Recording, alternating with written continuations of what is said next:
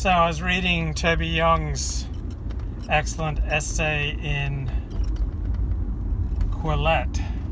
It's 2 L's, 2 T's, about his public humiliation diet.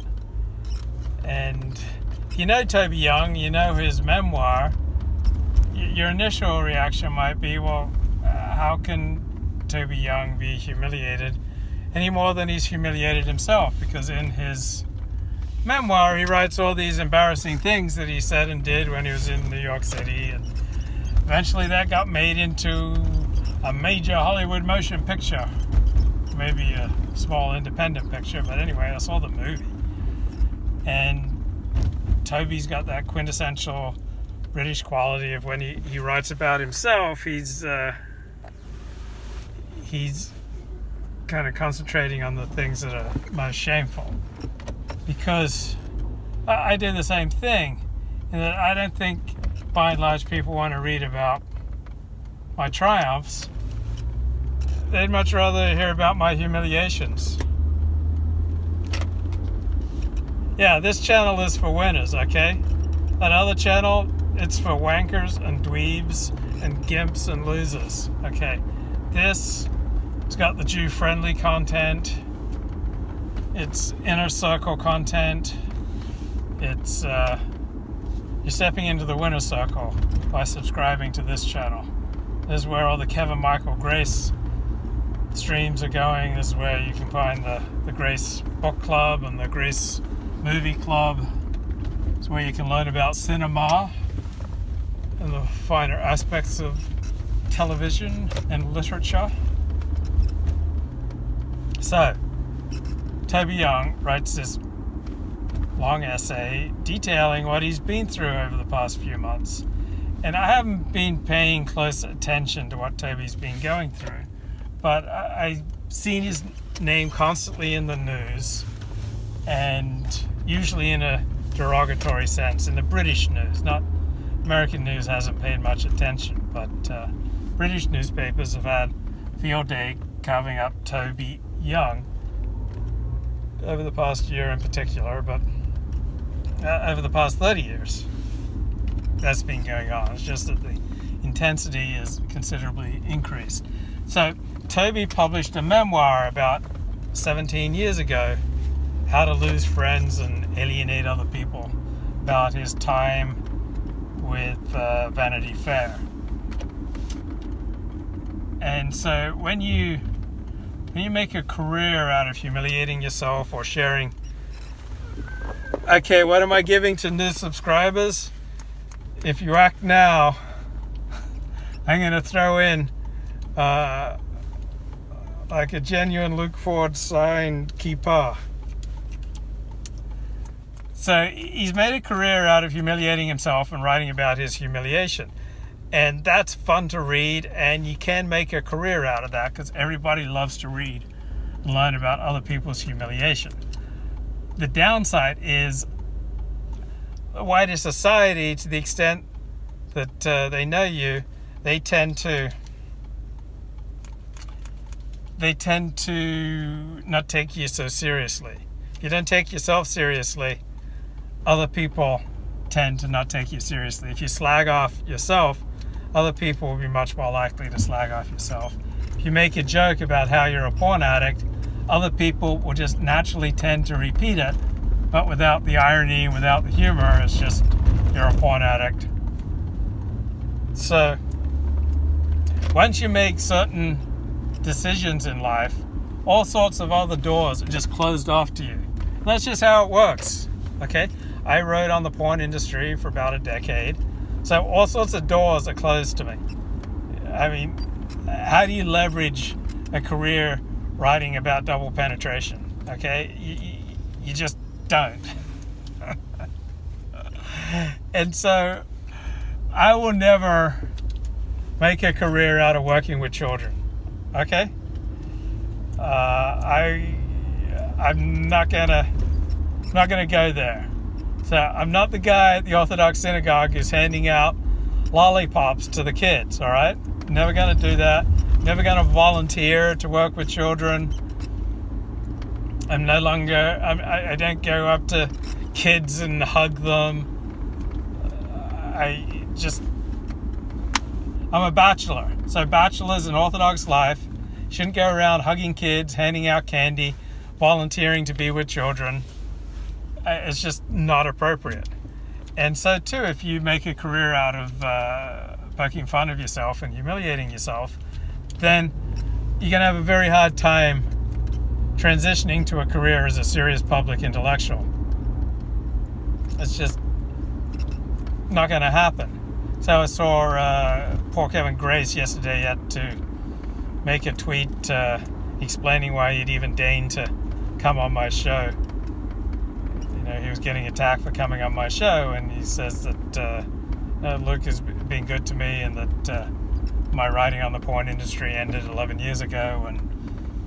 But people associated with me are going to have to explain themselves. They're going to be forced to, even if they don't want to, because at one time I wrote about the porn industry, and that's just how the world works.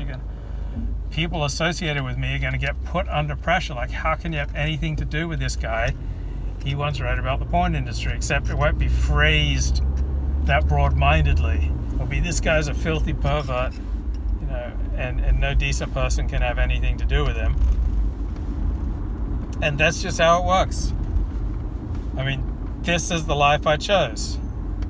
By making the porn industry a primary topic of my writing for 10 years plus, I socially marginalized myself, I exiled myself, I ghettoized myself, and I made it so that other people who publicly associate with me are going to get service. They're going to get abused, they're going to get questioned, they're going to get challenged. They're going to also face some of the stigma. Okay, stigma is contagious. And yeah, I put myself in a camp, so to speak. And that's just how the world works. So Toby Young, in England, made a career out of humiliating himself, writing embarrassing things and writing for lads magazines about going to a clinic for a penile enlargement and stuff like that. And so now, the past few years, he's been dedicating himself to charitable work for children's education. Okay, that's not an easy transition to make. And he might have been able to pull it off if he hadn't allowed his head to rise above the parapet. So whenever I do volunteer work, I want to keep my name off of it. So I'm happy to set up the chairs and put the chairs away. Okay? I'm happy to do the menial tasks that nobody else wants to do. I'm willing to show up early, leave late. I'm willing to unlock stuff and lock it up again. Just all the grunt work. That's what I sign up for when I do charity work. Just like the grunt work that nobody else wants to do. I don't want a formal position. I don't want a title. I don't want my name on anything. Just stay below the radar. Help out quietly, humbly. Don't step on any toes. And Toby might have been okay with that attitude, but when he accepted some honor of being on some educational commission, then suddenly the news media in England had a field day, because it's hilarious, because Toby wrote about sex and other embarrassing topics. He said tasteless jokes publicly, and then suddenly this is the guy who's going to be designing education for our children. It's a scandal. So it's an easy scandal, probably similar to scandals that Toby Young himself has written about in the past. And journalists, just like you and me, they're lazy. They have tendencies to be lazy. They don't think things through from every perspective. They prefer an easy story to one that requires more work. So it's easy to read Toby's tweets and Toby's articles and just dredge them for the really embarrassing stuff, and then say, Prime Minister appoints porn addict to Children's Advisory Council. And technically, it may be true, but of course it's a gross distortion of reality. But that's just how the world works. When you give people an easy way to hurt you and dismiss you, they're going to do it. They're going to jump on it. And the more loudly you protest about the unfairness of it all, then the more vulnerable you become. Okay, the only way that you can deal with something like this is by agree and amplify. Yes, that's right, I'm a porn addict. Yes, that's right, I got a penis enlargement. Yes, that's right, I brought strippers to work on Bring Your Daughters to Work Day at the Vanity Fair. You just got to double down and just double down, agree and amplify, and that just takes all the sting, that takes all the enthusiasm out of those who are attacking you. But as soon as you try to minimize your culpability or minimize, the embarrassing things that you've said and done, then other people are just going to gleefully leap on and attack you. So when Toby Young was complaining to his friends about the gross unfairness of all the attacks on him over the past few months, his friends pointed out to him, well, you created this whirlwind. And you can see by this latest lengthy Toby Young essay for Quillette that he's still in the middle of processing what's happening to him. He has not yet reached the point of recollecting with tranquility. So there's a lot of self-justification, a lot of self-defense and complaining and how he's been done by, and you can see his point of view, but it's not an effective public strategy. And I think when he's processed it more, eventually he'll come to more tranquility. We have to find more of the humor. So, for example, he keeps writing in this essay about horrible things he's said and tweeted in the past, but he doesn't quote any of them. So if you're going to write about horrible things you've said and tweeted in the past, you need to quote them. Okay? For example, if I was to talk about my sex and love addiction, I should say, yeah, there was this Shabbat dinner where I followed this woman into the kitchen and I cornered her and I put my hands on her and she hated it, and when she thought about the incident years later, she would cry. Okay? I've been told about this. I dimly remember acting this gross way, but you need to be specific. Okay, there are countless other Shabbat dinners, from 20 years ago where I was a bad guest. I left my host feeling humiliated, outraged, disgusted, taken advantage of, duped. Maybe their children were in tears when I left. Okay, I have to face up to those ugly facts about myself, about my behavior. And only when I come clean with those, then we can carry on the conversation. But if I simply say I behaved inappropriately in the past and for all those I caused offense, I'm very sorry, that doesn't cut it.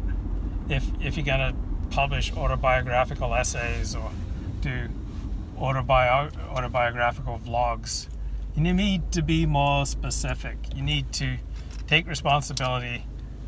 You need to admit what you've done and come clean. And Toby doesn't quote any of the horrible things that he said. And I think that's a weakness in the essay. Now, the more you have an external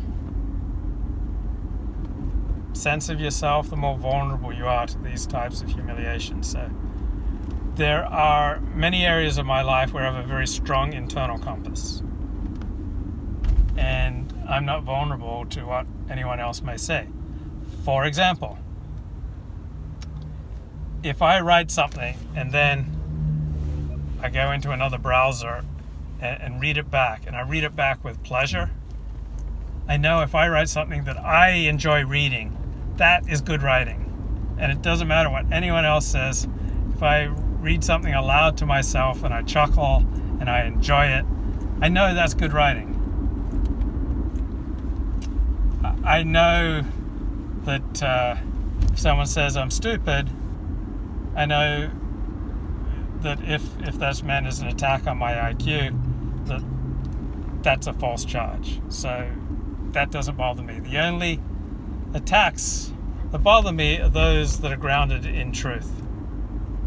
Okay, if you point out there are situations where I'm socially awkward, if you point out there are situations where I'm needy, seeking reassurance, if you point out there are situations where I'm incompetent, where I've said things that are in poor taste, where I've let down the team in some way, where I've had an exaggerated sense of my own abilities. Okay, all these criticisms, they have the ring of truth to them. And so if they sting, it means that I haven't been able to assimilate and accept that truth, that I'm in denial. From the perspective of the big book, if we had disturbed problems with us, the problem is that there are parts of reality that we're refusing to accept. So if I can relate something about my life while I'm driving down the road at 40 miles an hour, weaving in and out of traffic, and I'm not flushing and I'm not stuttering, then by all indications I've processed what I'm talking about. But if I suddenly start sweating like a pig, my driving becomes erratic, I'm stuttering, then it's obvious that I got a lot more processing to do.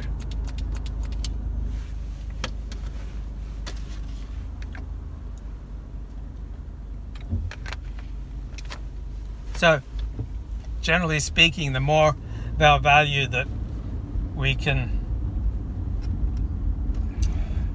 gauge by our own internal compass, the better off we're going to be when the winds of public humiliation blow over us. And there's another thing that we can do on a daily basis to prepare ourselves to be in good spiritual condition for when the winds of public humiliation blow over us. And that's to track whenever we develop a resentment. Because resentments can quickly spiral out of control, poisoning our relationship with ourselves, with other people, and with God. So if we notice we got a resentment against somebody, then it really helps to get clear. Why do I resent Joe? What did he do? What part of my life did he affect? Where was I to blame? And how have I behaved in the past in other ways? Like, can I give Joe the same compassion and understanding that I want for myself for all of my bad deeds? So if I can process my resentment so that I'm clear about why I resent somebody, and then move right through to accepting reality, accepting my own role, and then moving into letting go and forgiving Joe, then I'm free. So that's a reflex that I'm trying to develop, that I'm just working on. Whenever resentment comes up, immediately try to get clear about it, figure out where I was to blame, and then moving on to forgiveness and letting go. That way, when you get publicly humiliated, you're not just some massive nuclear ball of resentment and anger just waiting to explode and lash out at a world that's been unfair to you. Bye-bye.